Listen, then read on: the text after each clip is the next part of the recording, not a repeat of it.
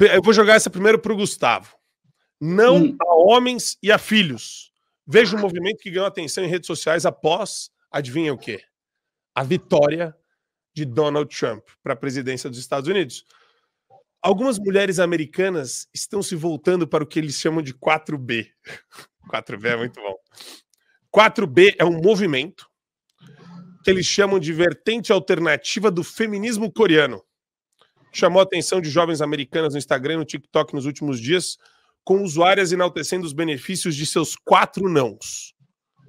4 não. Não fazer sexo, não namorar, não casar com homens e não ter filhos. No Google, as pesquisas relacionadas ao 4B aumentaram nas horas seguintes aos resultados das eleições nos Estados Unidos. E aí, Gustavão? Cara, acho que é uma vida, deve ser uma vida muito legal, né? Não casar, não ter filho, não fazer sexo e não namorar. Pô, eu vou virar uma planta pra fazer fotossíntese, Gustavo. Pelo menos não reproduz. Idiota não reproduz. Pois é, exatamente. É um favor que elas estão fazendo à humanidade, né? Mas, assim, eu dei uma olhada nisso, as reações estão muito engraçadas, assim, para tu ver o nível de derretimento, né, cerebral dessa galera, assim, essa galera woke, sobretudo, entrou em desespero. A gente viu vários vídeos das pessoas chorando. Meu Deus, o mundo acabou porque os direitos Que direitos que vão ser cancelados? Não tem nada, nenhum direito vai ser cancelado, pelo contrário. A gente viu esse mesmo papinho aqui quando o presidente Bolsonaro foi eleito. Agora os gays vão ser perseguidos, as mulheres... Pelo contrário, avançou muito a legislação em relação ao direito das mulheres, não houve perseguição a nenhum grupo minoritário, absolutamente nenhum. Mas é preciso fazer esse showzinho, né? E eu tenho uma teoria em relação a esse movimento, que é o seguinte: se tu olhar o nível dessas mulheres, são mulheres que eventualmente até poderiam ter sido mulheres bonitas, interessantes, mas acabaram escolhendo o caminho das trevas, o caminho da esquerda, e foram se enfeiando, né? Foram perdendo a sua feminilidade.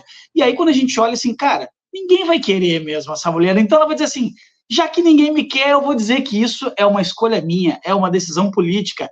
Eu é que não quero esses caras. Mentira, não ia ter ninguém mesmo, minha filha, ninguém ia te querer. Tu é feia, sovaco cabeludo, cabelo pintado de tudo que é couro, raspado, ninguém ia te querer. Então elas usam a desculpa: agora é uma decisão política, eu não vou fazer sexo durante 4 anos, sei lá, qual é a lógica, ser para sempre. Que bom, é um favor que vocês fazem à humanidade. Muito obrigado.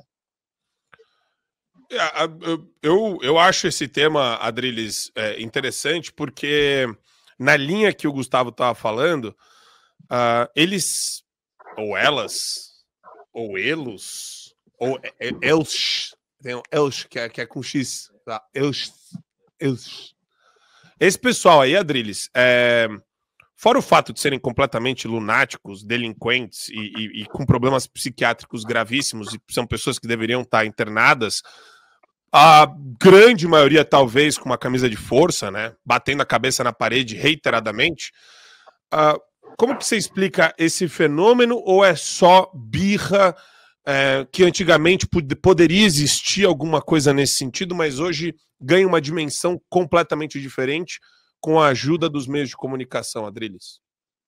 É um fenômeno patológico, psicossocial, de uma pauta que não existe mais. Eu já falei aqui 1 milhão de vezes que o feminismo começou bem. A mulher não tinha direito a nada, não tinha direito a trabalho, não tinha direito a sair de casa, não tinha direito a divórcio, não tinha direito a herança, não tinha direito a voto, não tinha direito a nada.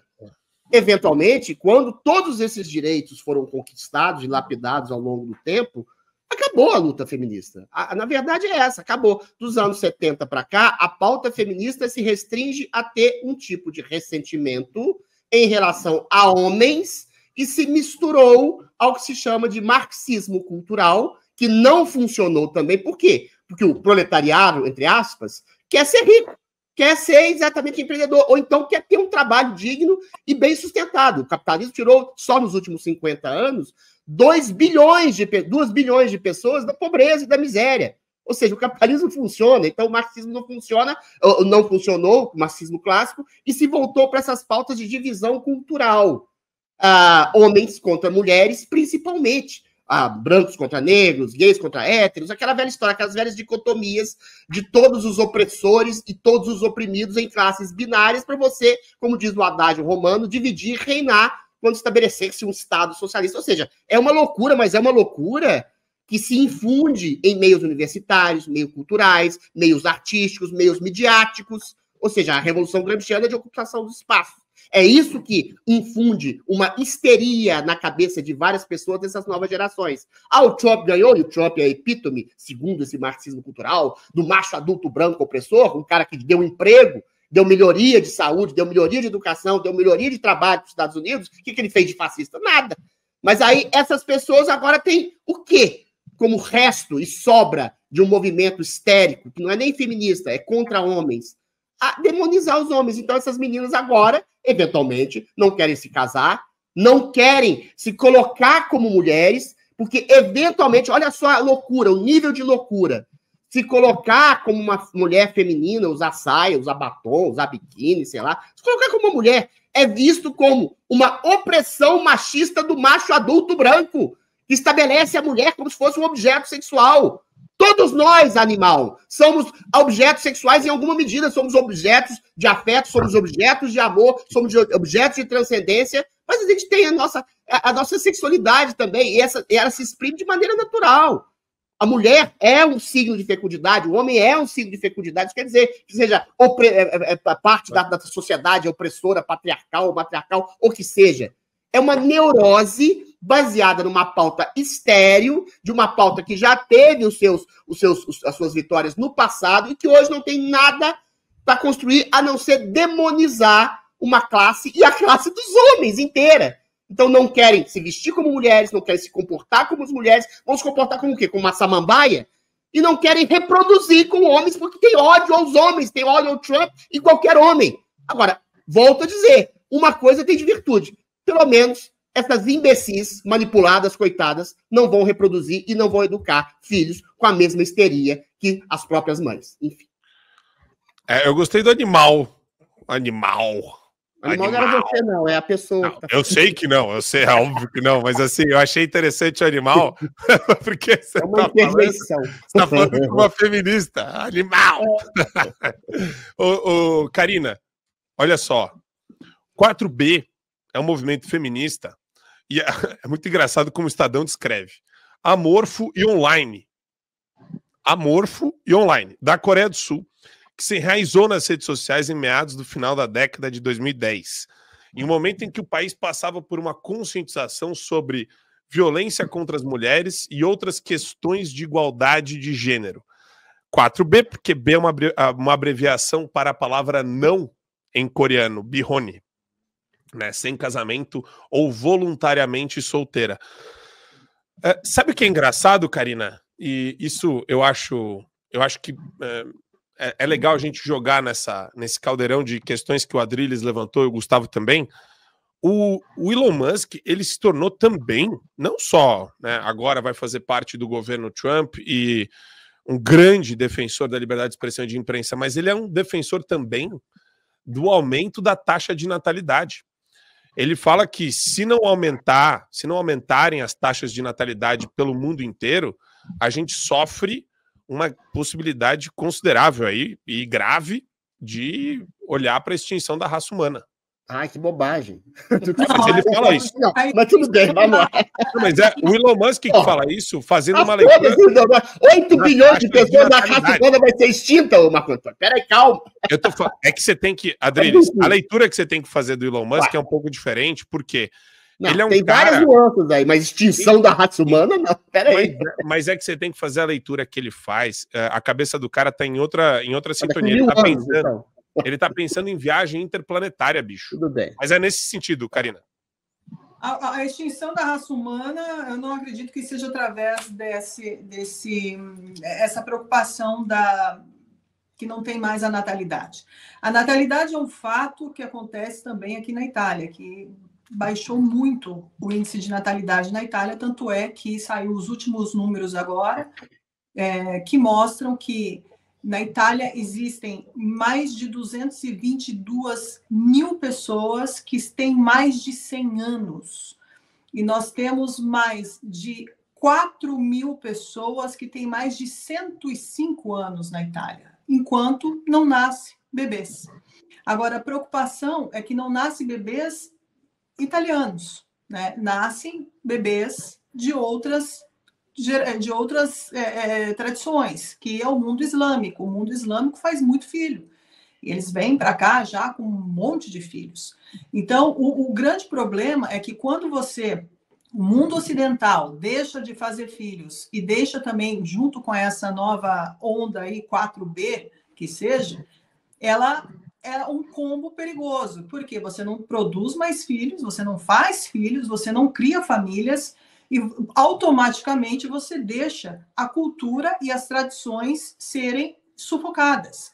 E quando a cultura e a tradição são sufocadas, você perde completamente a sua identidade. Ou seja, você vira simplesmente uma pessoa que vive, sobrevive, mas não tem nenhuma impronta, digamos assim, uma impronta digital que seja, nas suas características daquilo que você trouxe até agora como civilização. Essa cultura woke, que já foi criada já na década de 60 nos Estados Unidos e agora em 2010 aí na Coreia do Sul, porque tem várias multifacetárias, né? Multifacetário esse tipo de movimento feminino que vai passando de um para o outro e vai se auto-moldando, mas moldando no nada, porque todos os direitos das mulheres estão sendo conquistados e foram conquistados. Eu acredito que teve um salto enorme em relação a isso. Aqui, nós estamos indo para um movimento contrário. É um movimento onde estão destruindo as mulheres, destruindo os homens, criando personagens que não são nem homens nem mulheres, que não constroem famílias, não têm identidade, não têm valores, não têm princípios, não têm moral, não tem absolutamente nada. E quando você dá esse tipo de oportunidade, que é uma oportunidade perigosa para que esse movimento cresça, você está automaticamente assassinando tudo aquilo que foi construído lá atrás. E, por consequência, o que nós recolhemos desse assassinato? Recolhemos o vazio profundo, que quando os adolescentes estão hoje sem nenhum tipo de propósito, se sentem aí desesperados porque não sabem para onde vão, o que fazer e como fazer, não tem uma base cultural, não tem uma base familiar. A gente percebe que hoje a maioria dos lares dentro principalmente no Brasil, a gente tem mais de 50% dos lares brasileiros que não possuem a figura masculina, que são mães solo que crescem filhos sozinhas. E a gente observa a criminalidade aumentando, a raiva aumentando, várias coisas se perdendo, porque não tem mais aquele que é a estrutura que você deveria ter, que é dentro da família, dentro da igreja, que te ditavam um pouco as regras, os princípios, os costumes, te davam um pouco de direção, né? As pessoas, os adolescentes hoje não têm direção, são ateístas, não creem em Deus, não creem absolutamente mais em nada e se perdem completamente na maior frustração, na primeira frustração que eles tiverem diante de si. O que acontece? Eles vão para o suicídio, eles vão para o extremismo, porque eles não têm a estrutura emocional para enfrentar o mundo real, porque eles estão vivendo um mundo que não é real, eles estão dentro do mundo digital, sendo influenciados por um bando de debilóides que não tem nenhuma capacidade de raciocínio, são analfabetos funcionais, não têm capacidade cognitiva, não sabem fazer uma frase, escrevem somente através de emojis, não sabem definir o que é um sentimento, não sentem amor por ninguém, nem por si mesmo, porque quando você não sente amor por si mesmo, que é o que a gente vê, essas pessoas se autodestruindo, você não pode sentir amor pelo próximo. E aí começa a decadência de uma sociedade. Só que nós estamos no movimento para reverter essa situação. Esse movimento já começou, esse movimento ele é mais forte do que essa minoria que insiste em querer dizer que eles têm razão quando não têm. E eu acredito que nós estamos aí em um movimento de luz que vai resgatar esses adolescentes e trazê-los de volta à realidade. Mas, para isso, precisam de nós, adultos, que tenham cabeça, consciência e responsabilidade, sobretudo, dentro do seu núcleo familiar. Eu gostei do que a Karina falou agora e, de fato, né, você pode olhar para a questão de maneira mais principiológica ou teórica e falar, claro, a longo prazo todos viraremos pó. Mas a longo prazo, se você tiver um declínio gigantesco da taxa de natalidade no mundo inteiro, isso daí pode gerar problemas também. Mas é, sem dúvida, o fim do mundo ocidental como conhecemos, né? Porque a taxa de natalidade negativa, ela existe na sua predominância no mundo ocidental, apesar de ter registros de uma diminuição considerável também em vários países pelo mundo inteiro, em outros continentes também, em outras culturas. Mas eu acho que é um debate interessante.